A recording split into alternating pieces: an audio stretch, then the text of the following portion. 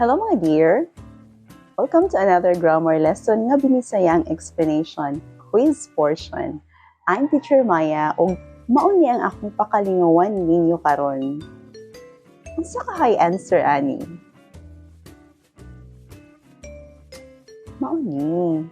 Ang kani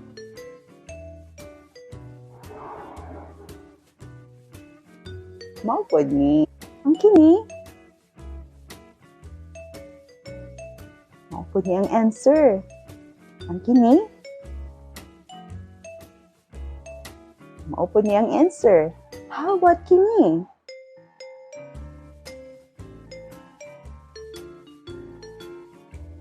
Mao pod ni ang answer. Yung nganong katuman ang mga answer nila? Let me explain. Ang item number 1, nangita niya siya og option nga magpakita kung kinsay tag-iya sa book. Dili kuno iya ang book, but gipanag-iya ni sa lain.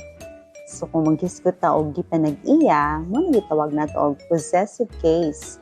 Anang i-identify nato kung kinsay tag-iya sa usa ka butang or kang kinsa related ang usa ka tawo. Unya, kung mugamit ta ani og apostrophe sundan sa S after sa noun nga nanag-iya. Pero atong hinumduman nga if na-mention na gani daan sa sentence o sa paragraph, ang butang nga gipanag-iya, pareha aning book, gi-mention naman sa previous na sentence, di na nato i-mention otro. I-omit na siya, kay masabtan na.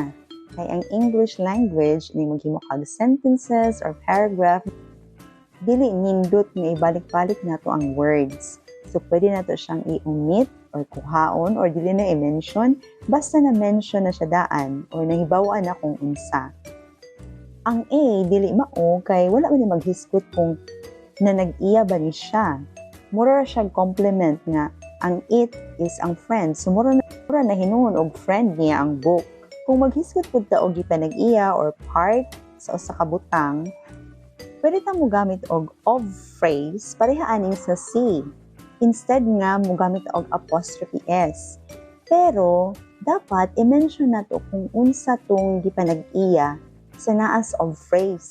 Kay ang friend man ang nanag-iya og libro, kung mo gamit og of phrase, himuon nato the book of my friend or my friend's book. Kaning A og C, pareho ni sila nga kuwang-kuwang. Ang A wala apostrophe S, ug ang C wala ang butang nga gipanag-iya. Si B kuwangan pod kay wala pod ang name nga book.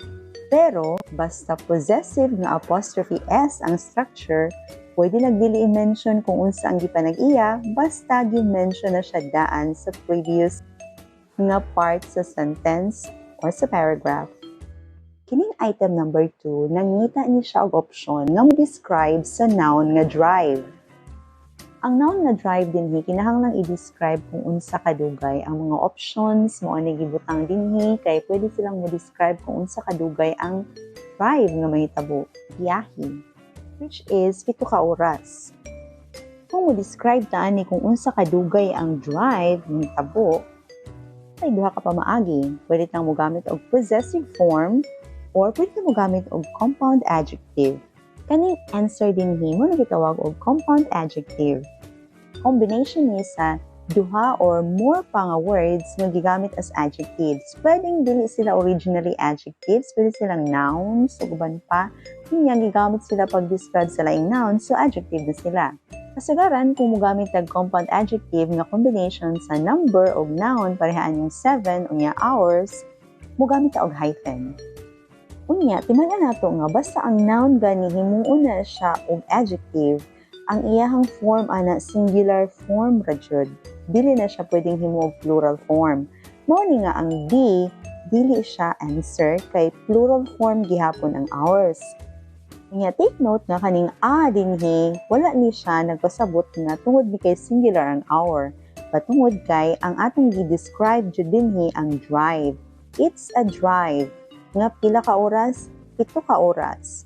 So, dili na to pilion ang option B kay giplural gihapon niya ang form sa hours bisan og gigamit na niya as adjective.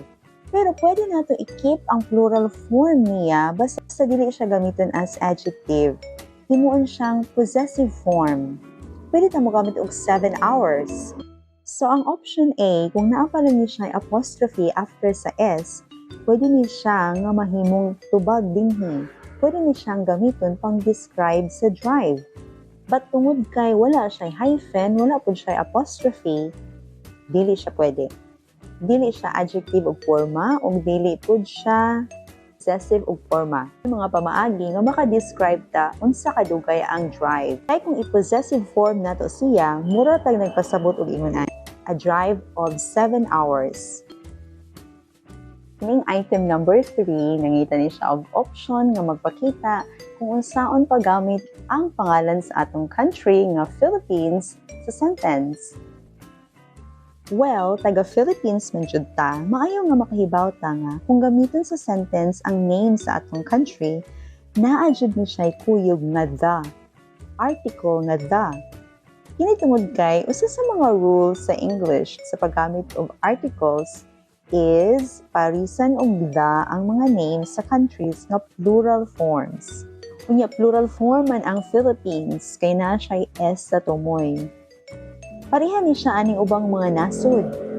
Nga plural form pod, so na po sila the kung gamiton sila sa sentence. Another reason is, usa pod sa mga rules sa paggamit sa the is kung group of islands or combined territories ang gipanganlan as one. Butangan siya og the. Ang Philippines group of islands pod ni siya.